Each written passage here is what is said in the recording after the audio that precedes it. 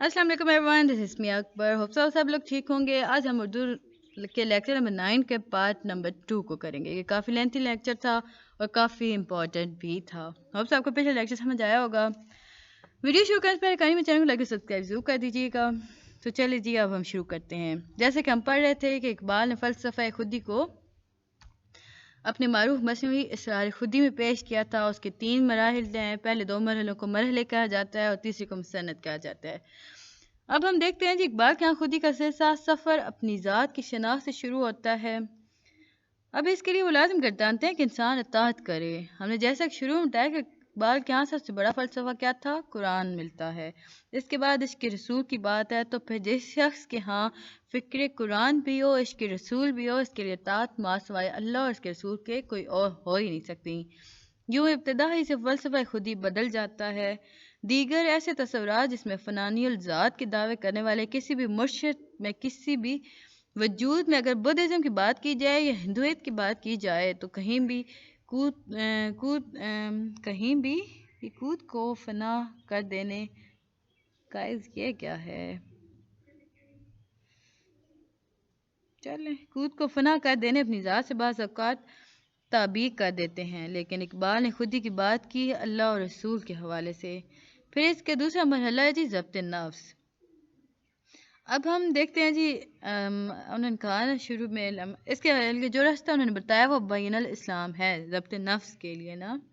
उन्होंने कहा कि वहदतुल्लाह शरीक को तस्लीम किया जाए। उन्होंने कहा कि नमाज पढ़ी जाए ताकि पाकीज़गी आम हो, रोज़ा रखा जाए ताकि मोमिन को सब्र करना आए, ज़कात दी जाए ताकि मोमिन अपने माल से खर्च करना सीख जाए, और हज किया जाए अगर इस्तात हो कि इंसान सिर्फ दुनियावी और मामलात में न खो कर रह जाए। इकबाल ने बैना कुरानी तालीमात का उन्हें फ़लसफ़ा खुदी में जगह दे दी। इसके बाद ये तीसरा मरहला आता है, हम नतीजे भी कह सकते हैं इन पहले 2 मराहिल का जिससे पहले इंसान गुजरता है। तो इकबाल के नज़दीक हकीकत में रब ताला का खलीफा बनने के अहल हो जाता है, क्योंकि अल्लामा इकबाल के नज़दीक वो शख्स जो अपने नफ्स पर काबू पा ले, वो शख्स जो अल्लाह और उसके रसूल के अलावा किसी और की इताअत करना अपने ऊपर गुनाह और जुर्म समझे, और किसी के सामने वाक़िअतन अमलतन झुकना भी ना, वो बिलाखिर हकीकत झुके भी ना, बिलाखिर हकीकत में नाइब हक हो जाता है। वो नाइब हक जिसके हवाले से अल्लामा इकबाल कहते हैं, नाइब हक हम चूँ जाने आलम अस्त, हस्ती ओज़ले इसमें आज़म अस्त। अब इसका क्या मतलब है जी? इसका मतलब है यानी नाइब हक हम चूँ जाने आलम अस्त, हमारे अंदर बिल्कुल ऐसे ही है कि जैसे दुनिया की रूह।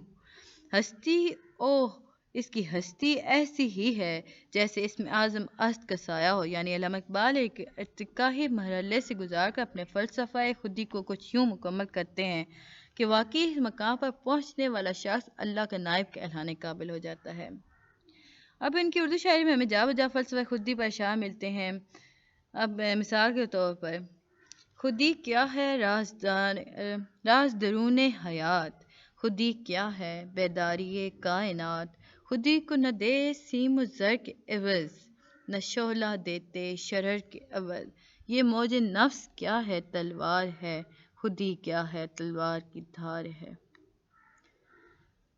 होप सो गाइस आपको समझ आ रहा होगा। अब हम जी चलते हैं थोड़ा सा आगे। इकबाल के फ़लसफ़े खुदी का आखिरी मकाम क्या है जी? नाइब हक हो जाना। नाइब हक कौन होता है? यानी एक मर्द कामिल, एक मुकम्मल इंसान। अब यहाँ ये सवाल पैदा होता है कि जो शख्स ज़ब्त नफ्स के बाद नाइब हक पर पहुँचता है वो कैसा शख्स होगा। अब इसका अगला अल्लामा इकबाल का अगला शेरी वस्फ़ यानी इनका मर्द कामिल का तसव्वुर। इकबाल का मर्द कामिल एक ऐसा मर्द है जो अपने एहसासात में, अपनी कैफियत में, अपनी ताकत में, अपनी हैबत में दूसरे किसी भी शख्स से कहीं ज़्यादा होता है। या इसमें कुछ ऐसी मौजूदाती या करिश्माती खुसूसियात पैदा हो जाती हैं कि सिनाकदीन नट्शे के फ़ौक़ुल बशर के साथ मिलाते हैं। नट्शे कौन था? नट्शे एक मुसन्निफ़ था। हमने ऊपर पढ़ा था ना, इकबाल और नट्शे, अकबाल और फट्शे, और ये मुसन्निफ़ थे, नाक़दीन थे। इसे इंग्लिश में द कॉन्सेप्ट ऑफ सुपरमैन कहा जाता है।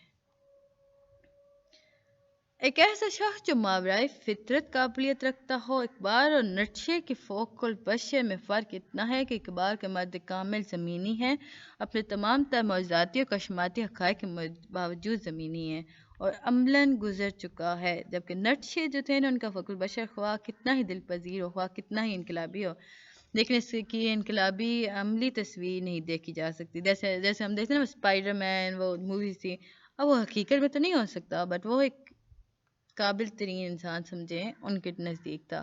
بٹ علامہ اقبال کے نزدیک جو تھے نا قابل ترین انسان یا ایک مرد مجاہد یا مرد کامل، تو وہ نبی پاک صلی اللہ علیہ وسلم کی ذات کو تسلیم کیا کرتے تھے اس بارے میں۔ اب ان کے نزدیک یقیناً عشق رسول میں ڈوب کر حضرت محمد کی ذات ہی مرد کامل ہو سکتی ہے۔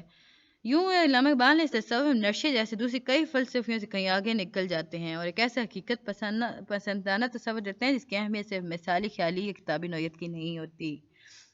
اب مثال کے طور پر علامہ اقبال کہتے ہیں جی، مرد خدا کا عمل عشق سے صاحب فروغ، عشق ہے اصل حیات، موت ہے اس پر حرام۔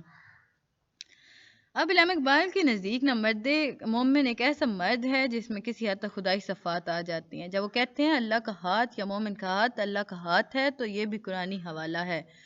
جب کہتے ہیں کہ مولا صفات ایک ایسی مولائی قسم کی طاقت ہے جو اللہ تبارک تعالیٰ کے قریب کر دیتی ہے، کیونکہ اسے اپنی ذات کا عرفان ہو جاتا ہے، وہ جان لیتا ہے کہ رب تعالیٰ کی شان میں اس میں موجود ہے۔ چنانچہ اقبال کا مرد کامل ایک ایسا مثالی انسان بن جاتا ہے، وہ ایک ایسے مثالی روپ میں ہمارے سامنے آتا ہے کہ جس کا جواب دنیا کا کوئی اور فلسفہ دینا چاہے بھی تو نہیں دے سکتا، کیونکہ مرد مومن ہر صفت میں انتہا فائز ہے، ہر صفت میں ڈگری سپرلیٹو پر فائز ہے۔ اس کے بعد اقبال کا ایک اور اہم ترین تصور پایا جاتا ہے، یا یوں کہہ لیں کہ اقبال کے تمام تر فکر و فلسفے کا متحرک رکھنے والا اقبال کا تصور عشق ہے۔ اب جی، ہم نے پچھلے لیکچر میں پڑھا تھا نا، غالب کا بھی عشق تھا، میر تقی میر کا بھی عشق تھا۔ اب میر کا جو عشق تھا نا، وہ ایک دھیما تصور تھا، عشق تھا۔ غالب تک جو جاتے جاتے نا انتہائی انا پر فائز ہو جاتا ہے، لیکن یہ تصورات شعری تصورات تھے۔ اقبال ایک ایسا تصور دیا جو شعریات سے خاصی آگے ہے، یعنی اس میں عشق کرتے اقبال محض گوشت پوش کے انسان کی بات نہیں کرتے، بلکہ واردات قلبی، لیکن خوبان خوب روح کی واردات قلبی نہیں، یہ واردات قلبی ایک ایسے جذبے کی ہے جس کا ہدف کچھ بھی ہو سکتا ہے۔ وہ جذبہ جو اگر حدت پکڑ لے تو پھر کائنات کو خاکستر کر سکتا ہے۔ یہاں اقبال کا تصور عشق پر بات کرتے ہوئے اقبال کا تصور عشق پر بات کرنا بھی ضروری ہے۔ دونوں میں سے ایک تصور دوسرے سے الگ کر کے صحیح طور پر سمجھا نہیں جا سکتا۔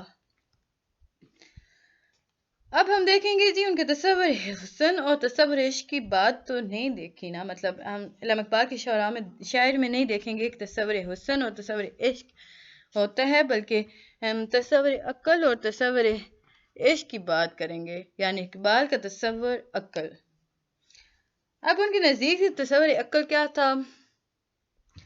منطق خود مندی، یعنی عقل ہمیں بتاتی ہے کہ منطق سے روح کیا ممکن ہے، یعنی لاجک کیا ہے۔ اقبال یہاں تک عقل کی اہمیت کی قائل ہیں۔ اب یہاں وہ کہتے ہیں جی، ماورائے کی طاقت نہ رکھنے باعث محدود ہے، جبکہ عشق وہاں سے پرواز کرنے کی طاقت رکھتا ہے جہاں پر جبرائیل کے پر جلنے لگتے ہیں۔ جب اقبال یہ کہتے ہیں خرد کے پاس خبر کے سوا کچھ اور نہیں، تیرا علاج نظر کے سوا کچھ اور نہیں، تو کہنا یہی چاہتے ہیں کہ دراصل عقل ہمیں خبر دے سکتی ہے، اطلاع دے سکتی ہے۔ جنون خیز جذبہ چاہے جو تمام حدود و قیود کو پاٹتے ہوئے آگے نکل جائے، سو اقبال کا تصور عشق عقل سے بالاتر ہے، یوں کہہ لیں عقل کے بعد آتا ہے۔ بلاخر یا بلاتر کہنے سے تصور یہ بھی آ سکتا ہے کہ شاید ہم یہ کہنا چاہ رہے ہیں کہ اس کا عقل سے کوئی تعلق ہی نہیں، یہ بات ہی نہیں۔ اقبال کا تصور عقل پہلے ہے اور تصور عشق اس کے بعد کی منزل ہے، جہاں عقل کا سفر ختم ہو جاتا ہے وہاں سے ان کا عشق شروع ہوتا ہے۔ مثال طور پر دیکھتے ہیں جی، جب عشق سکھاتا ہے آداب خود آگاہی، کھلتے ہیں غلاموں پر اسرار شہنشاہی، بے خطر کود پڑا آتش نمرود میں عشق، عقل ہے محور تماشائے لب بام میں ابھی، عشق فرمودہ قاصد سے سبگے گام عمل، عقل سمجھی ہی نہیں معنی پیغام ابھی۔ اب دیکھتے ہیں جی ہم علامہ اقبال کو ایک ایسے انسان کے روپ میں دیکھتے ہیں جنہوں نے تصور پاکستان کی بات کی. ہمیں مصور پاکستان بھی کہہ سکتے ہیں، مفکر پاکستان بھی کہتے ہیں. یہ ہم نے بچپن سے سنا، آج ہم نے علامہ اقبال کے بارے میں پڑھا. ہوپ آپ کو سمجھ آیا ہوگا. تو اس کے بعد ہم لیکچر اب اٹینڈ کریں گے، بٹ اس سے پہلے میں آپ کو اسائنمنٹ بتاؤں گی. چلیں جی ملتے ہیں اب نیکسٹ ویڈیو میں، تب تک کے لیے اللہ حافظ، بائے بائے. اگر میری ویڈیو پسند ہے تو کمنٹ ضرور کیجیے گا.